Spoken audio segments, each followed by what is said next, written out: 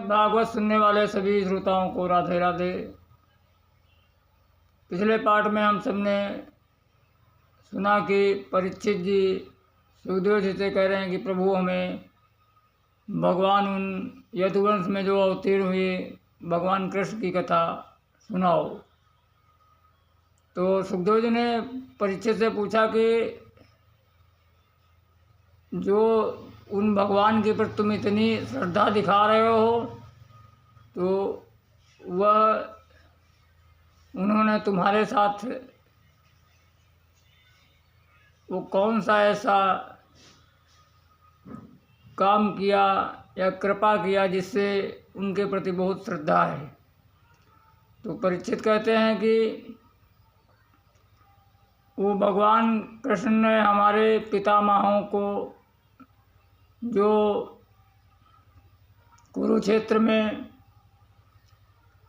जब युद्ध के समय बड़े बड़े जो महारथी थे, कृपाचार्य, द्रोणाचार्य और पितामह भीष्म, ऐसे बड़े बड़े तिमिंगल मच्छों से बचाया और सहज ही उस कौरव रूपी सैन्य सागर को भगवान ने जिस प्रकार गाय के बछड़े के खुर को कोई ऐसे ही लांघ जाता है, उसी प्रकार भगवान की कृपा की नौका में बैठकर हमारे पितामहों ने उस कौरव सैन्य सागर को पार कर दिया।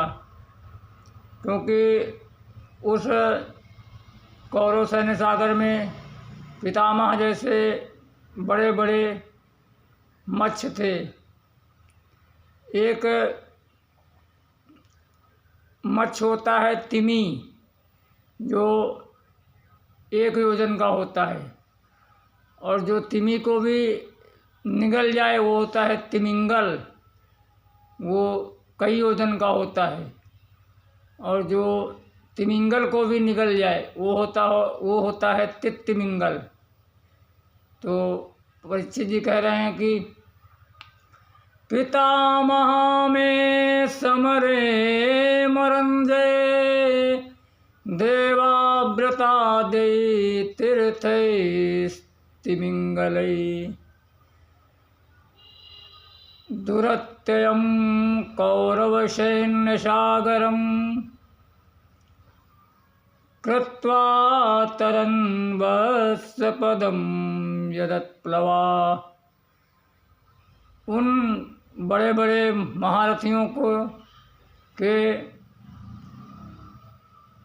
प्रहारों से इस प्रकार बचाया तथा कौरव रूपी सैन्य सागर को भगवान की कृपा की नौका में बैठकर मेरे पितामहों ने पार किया। तो सुखदेव जी ने कहा वो तो कृपा तुम्हारे पितामहों के ऊपर किया, तुम्हारे पे कृपा क्या किया। तो परीक्षित कहते हैं कि द्रोणस्ते विपुलुष्टमिदं मदंगम संतान बीजम कुरु पांडवानां जुगोपकुंचे गतयात चक्रो मातुश्च मेया शरणं गताया।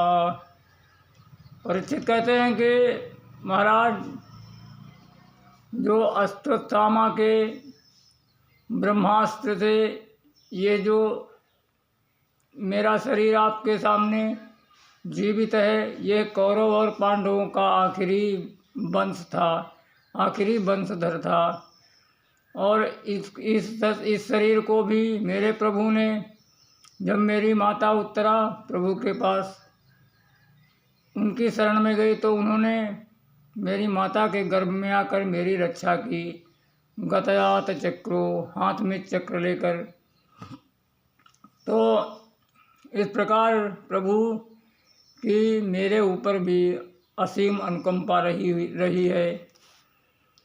तो सुखदेव जी पूछते हैं कि अच्छा राजन, ये बताओ, तुमको आज 4था दिन है, तुमको भूख प्यास नहीं लग रही?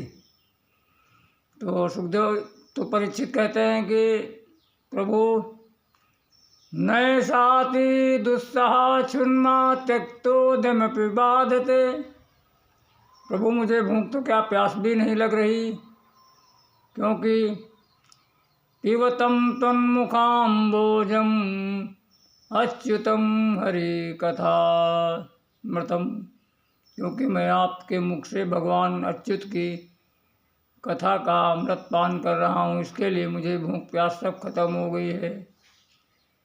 तो अब सुखदेव जी परीक्षित को कहते हैं कि परीक्षित सुनो। सुखदेव जी कहते हैं, राजन, जब पृथ्वी पर पापाचार, दुराचार, अत्याचार बहुत बढ़ गया और दुष्ट राजाओं के घमंडी दलों ने जब पृथ्वी को भार रूप कर दिया, तो पृथ्वी गाय का रूप बनाकर ब्रह्मा जी के पास गई। आक्रांता भूरि भारेण ब्रह्मांडं शरणं ययु, और गाय पृथ्वी का रूप बनाकर ब्रह्मा जी के पास गई और उनसे बहुत ही विनती किया और उनसे कहा कि प्रभु मेरी रक्षा करो। तो ब्रह्मा जी ने समाधि में ध्यान लगाकर भगवान विष्णु का ध्यान किया। तो भगवान विष्णु ने ब्रह्मा जी को ध्यान में ही दर्शन दिया और आश्वासन दिया कि सभी को आश्वासन दो कि मैं बहुत जल्द अवतार लेने वाला हूँ।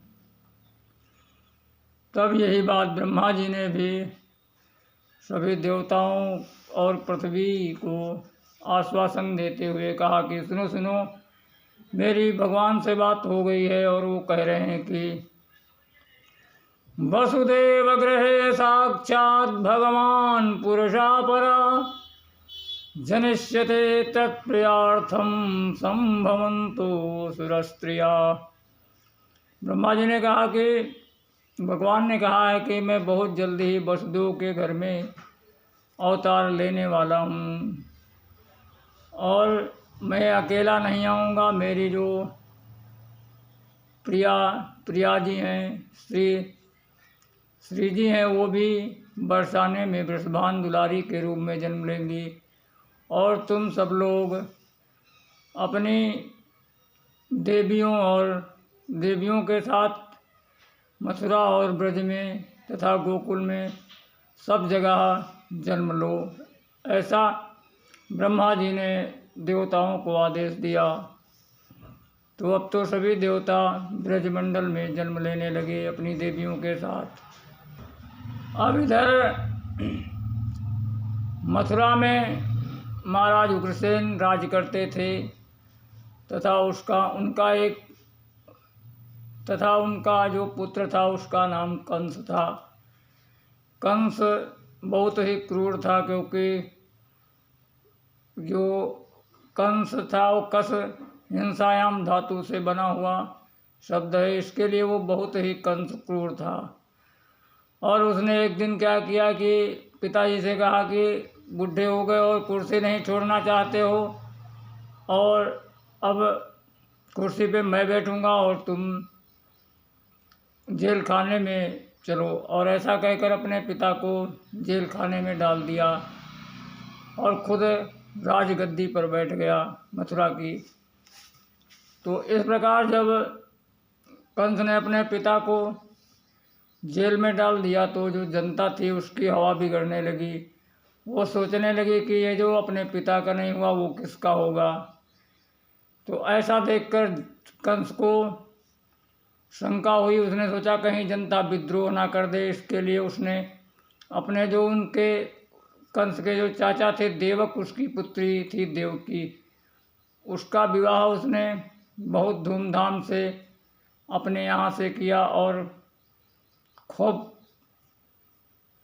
हाथी घोड़ा रथ सभी खूब उदार हृदय से उसने वसुदेव जी को दहेज में दिया। अब ये देखकर जनता का जो भाव था वो बदलने लगा और वह जनता सोचने लगी कि अरे महाराज तो एकदम नारियल की तरह हैं, ऊपर से कठोर तथा अंदर से एकदम पानी पानी है। तो जब ऐसा जनता का रुख बदलता कंस ने देखा तो उसने विदाई के समय थोड़ा और नाटक किया। और उसने जब देव की विदा हो रही थी तो जो उसके रथ के सारथी थे उनको उतार कर वह खुद रथ को हाँकने लगा।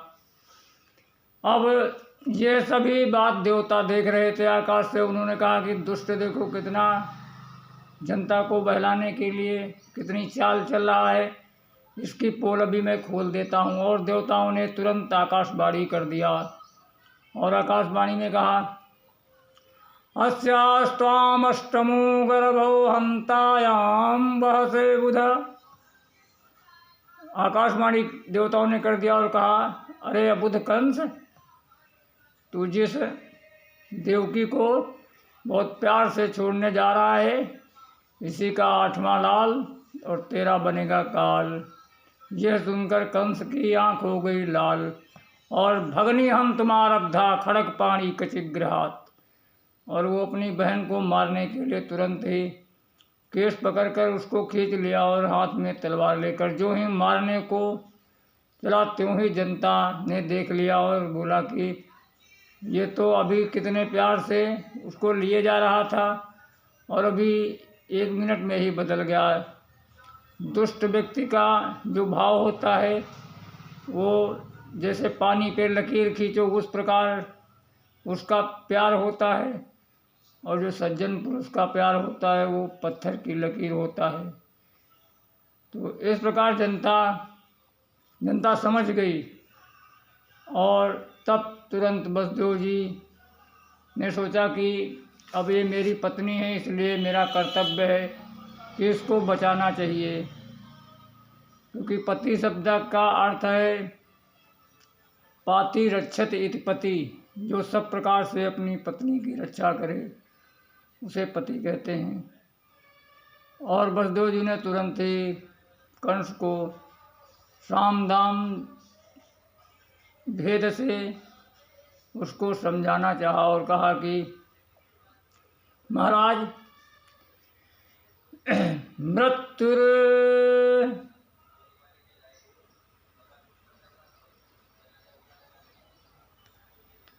और वसुदेव जी ने कहा कि मृत्युर्जन्मवतां वीर देहेन सहजायते अद्यवाप्स्यतान्ते वा मृत्युर्वै प्राणिनां ध्रुवः। महाराज, ये जो मृत्यु है ये जन्म के साथ ही जन्म लेती है, और कोई भी व्यक्ति अगर उसने जन्म लिया है तो उसको एक ना एक दिन मरना पड़ेगा। इसके लिए आज हो या अद्यवाप शतान्ते वा, आज हो या 100 साल के बाद, ये तो मृत्यु तो अटल है, मृत्यु तो आनी ही आनी है। और महाराज यह आपकी छोटी बहन है और आपके पुत्री के समान है। और तीसरे, इसके ब्याह का समय है, ये मंगल चिन्ह धारण किए है, इसके लिए इसको नहीं मारना चाहिए। और आप जैसे दीन वत्सल महाराज को तो बिल्कुल ही ये सब शोभा नहीं देता, नहीं तो जनता में इसका प्रभाव उल्टा पड़ जाएगा। ये सातवानुजा बाल कृपणा पुत्रिकोपमा हंतु नारहसि कल्याणी मिमां त्वां दीनवत्सला। इस तरह सुखदेव जी ने जो दंड की 4 नीतियां हैं, साम दाम दंड भेद, तो समझा कर ही वसुदेव जी ने काम बनाना चाहा। लेकिन कंस नहीं मान रहा था क्योंकि वो दुष्ट था। इसके लिए वसुदेव जी ने सोचा कि अब ये मेरी पत्नी है, इसको कैसे भी मुझको बचाना है। तब उन्होंने कहा कि देखो महाराज, तुमको भय इसके बच्चों से है, इससे तो नहीं, तो इसके लिए इसके जो भी पुत्र होंगे वो मैं तुमको समर्पित कर दूंगा। पुत्रान् समर्पयसि यस्या यतस्थे भयमुत्थितम्, और जो भी पुत्र होंगे वो आपको समर्पित कर दूंगा। जब ऐसा कहा तो कंस मान गया और कहा कि लेकिन एक शर्त है कि जब तक इसके 8 पुत्र होंगे तब तक तुम लोग मेरे साथ ही मेरे महल में नज़रबंद रहोगे। तो वसुदेव जी ने कहा ठीक महाराज, जो आपकी इच्छा। ऐसा कहकर कंस अपने महल में दोनों लोगों को ले गया। और जब वसुदेव के पहला पुत्र हुआ तो वसुदेव जी लेकर उसको कंस के पास गए। कीर्तिमंतं प्रथमज्जं कंसायानानकदुन्दुभे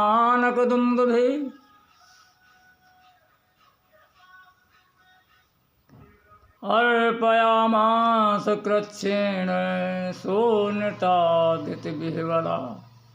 और जो प्रथम पुत्र हुआ उसका नाम था कीर्तिमंत। और वो वसुदेव जी कंस के पास लेकर चले त्यों ही, लेकिन वो उनका हृदय बहुत ही दुखी था। लेकिन वो उससे ज़्यादा भी उनका जो उन्होंने वचन दिया था उसका पालन करने के लिए वो उनके पास ले गए। और जब ले गए तो कंस देखकर बहुत प्रसन्न हुआ और बोले, वसुदेव तुम अपने वचन के बहुत धनी हो, और ऐसा करो, ये पहला है, इसके लिए इसको ले जाओ, और मुझे तो 8वें से खतरा है। तो ऐसा करके कंस ने वसुदेव जी को वापस भेज दिया। कंस ने कहा प्रतियात कुमारोयम, इस छोटे से बच्चे को ले जाओगे और मुझे खतरा तो 8वें पुत्र से है। तो वसुदेव जी जो ही चले, सभा से निकलने लगे तो तुरंत ही नारद जी प्रकट हो गए। और नारद जी ने कंस से कहा कि कंस ये कौन है? तो बोले ये मेरे बहनोई हैं और ये अपना पहला पुत्र लेके आए थे। तो नारद जी ने तुरंत ही कंस को कहा कि तो क्या किया तुमने? तो कंस ने कहा इसको छोड़ दिया और मैंने कहा कि जो 8वां है उसको लेकर आना। तब नारद जी ने सोचा कि ये दुष्ट अगर इसी तरह दया करता रहेगा तो प्रभु का अवतार लेने में देर होगी। इसके लिए ये जितनी जल्दी बाल हत्या करेगा उतनी जल्दी ही प्रभु अवतार लेंगे। ऐसा सोचकर नारद जी ने कंस को एक कमल का फूल निकाल कर दिया और कंस से कहा कि महाराज बताओ इसमें कितनी पंखुड़ी हैं? तो कंस ने कहा कि महाराज इसमें 8 पंखुड़ी हैं। तो नारद जी ने कहा अब इधर से गिनो। तो जब उधर से गिना तो जो पहली थी वो 8वीं हो गई। और फिर नारद जी ने कहा कि अब इधर से गिनो। तो जब 8वीं जो पहले 8वीं थी वो पहली हो गई। तो कंस ने कहा गुरुजी आप कहना क्या चाहते हो? तो नारद जी कुछ नहीं बोले। तब कंस ने सोचा और कहा कि अच्छा तो ये बात है कि पहला भी 8वां हो सकता है और 8वां भी पहला हो सकता है। ऐसा सोचकर उसने वसुदेव जी को तुरंत वापस बुला लिया और उस जो नवजात शिशु था उसको उसने तुरंत ही शिला पर पटक दिया और उसकी हत्या कर दी। इस प्रकार कंस ने देवकी के 6 पुत्रों की क्रमशः धीरे धीरे हत्या कर दी तथा जब सातवें बालक का जब 7वां बालक गर्भ में आया तो उसमें भगवान बलराम जी गर्भ में आए। तो जब भगवान बलराम जी देवकी के गर्भ में आए तो भगवान कृष्ण ने तुरंत ही योग माया को बुलाया और कहा कि जो मेरे बलराम जी माता देवकी के गर्भ में उनको उससे संकर्षण करके माता रोहिणी के गर्भ में स्थापित कर दो तथा और तुम गोकुल में जाकर नंद बाबा के यहाँ जन्म लेना और फिर वहाँ पे तुम्हारे हजारों तरह के नाम हो जाएंगे। चंडिका मैया, अंबिका मैया, काली मैया, विंध्याचल मैया, इस प्रकार तुम्हारे बहुत से नाम से तुम्हारी पूजा होने लगेगी। ऐसा जब योग माया ने सुना तो तुरंत उसने ऐसा ही किया और बलराम जी को रोहिणी के गर्भ में स्थापित कर दिया तथा 7वां गर्भ इस कंस को खबर मिली कि देवकी के 7वें गर्भ का पतन हो गया है।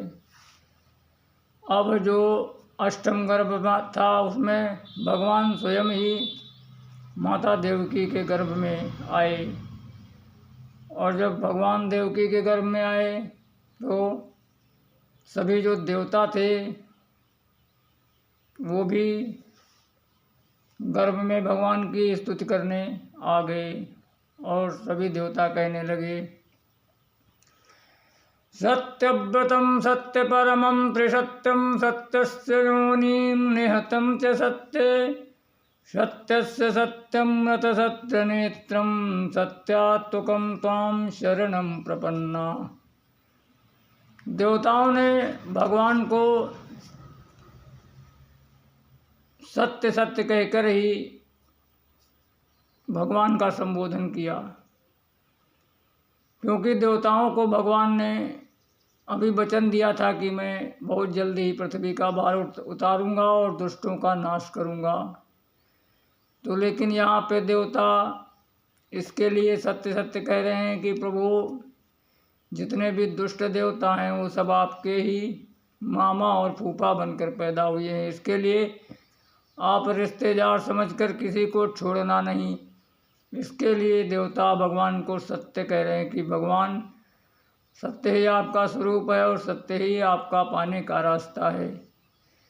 तो इस प्रकार देवता सभी भगवान की गर्भ में स्तुति करके चले गए। अब अथ सर्वगुणोपेता काला परम शोभना। अब भगवान के प्राकट्य का समय आ गया, भादों का महीना आ गया, अष्टमी तिथि आ गई, बबकर्ण आ गया, हर्षण योग आ गया, और रात के 12 बजे रोहिणी नक्षत्र में भगवान ने कंस के कारागार में भगवान पहले प्रकट हुए। तो वसुदेव और देवकी ने एक अद्भुत बालक देखा। तमद्भुतं बालकयम्बुजेक्षणं चतुर्भुजं शङ्खगदायुधायुधं श्रीवत्सलक्ष्मङ्गलशोभिकौस्तुभं पीताम्बरं श्रान्तपयोधसौभगम्। अब वसुदेव और देवकी ने एक अद्भुत बालक देखा। तो बालक कोई अद्भुत होता है? तो हाँ भाई, बालक के 2 ही हाथ होते हैं जब जन्म लेता है, लेकिन यहाँ पे भगवान के 4 हाथ थे, और बालक कोई अस्त्र शस्त्र लेकर नहीं पैदा होता, लेकिन भगवान के शंख चक्र गदा पद्म चारों हाथों में थे।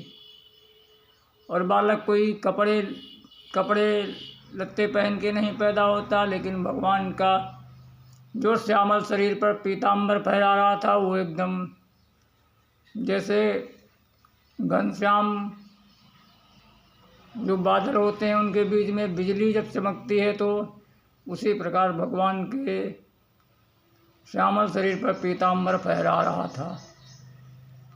और जब ऐसे बालक को उन्होंने देखा तो दोनों लोग हाथ जोड़ने लगे। तब वसुदेव जी कहते हैं कि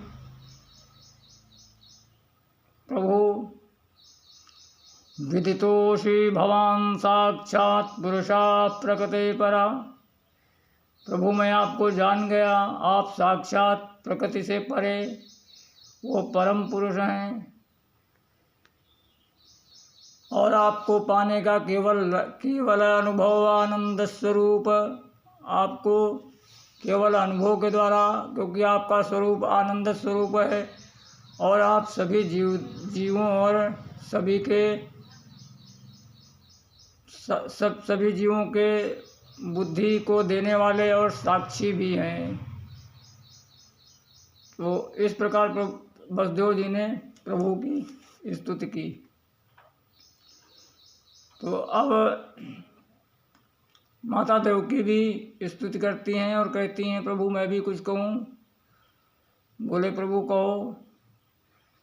तो देवकी माता कहती हैं कि मृत्योर्मृत्युव्याल भीता पलायन लोकान् सर्वान् निर्भयं नाथ गच्छत् त्वत्पादाम्बुजं प्राप्य यदच्छयाद्य स्वस्ताशेते मृत्युरस्मादपेति। माता देवकी कहती हैं कि जो जीव है यह मृत्यु के भय से सभी लोकों में भटकता हुआ फिर रहा है। मृत्युव्याल भीता, इस जो मृत्यु रूपी सर्प है इसके भय से सभी जीव भयभीत सभी लोकों में भागते फिर रहे हैं, लेकिन इन्हें कहीं पे भी अभय प्राप्त नहीं हो रहा है। और आज आपकी कृपा से जो आपके पादाम्बुजों की छाया हम लोगों के ऊपर मिल गई है, तो इसके लिए अब ये जो मृत्यु है ये भी इस हम लोगों से दूर भाग रहा है। और ये जो जीव है ये आपकी छत्र छाया में स्वस्थ होकर सो रहा है। स्वस्थता सेते, स्वस्थ आराम से भगवान के स्वरूप का दर्शन कर रहा है। और जो मृत्यु है ये भी आपके डर से भग रही है। इस प्रकार माता देवकी ने भगवान की स्तुति की। तो भगवान ने कहा ठीक है माता, मैं तुमको इतना बताने आया हूँ कि जब मेरा जन्म हो जाए तो हमको गोकुल में छोड़ देना और वहाँ पे जो नंद बाबा के यहाँ लाली है उसको यहाँ पे ले आना। तथा इतना कह करके भगवान इत्युक्त्वा श्रीधुरी तुष्णीं भगवान आत्ममाया, अपनी आत्ममाया के योग को आत्ममाया को स्वीकार करके भगवान एकदम नन्हे से बालक बन गए। पितृ संपस्तो शिशु बाभूव प्राकृतः शिशु, पितृ संपश्यतो सद्यो बाभूव प्राकृतः शिशु। और माता पिता के देखते देखते भगवान छोटे से बालक बन गए। बोलो बाल कृष्ण लाल की जय। अब अगले पार्ट में कथा। जय श्री राधे, जय श्री कृष्ण।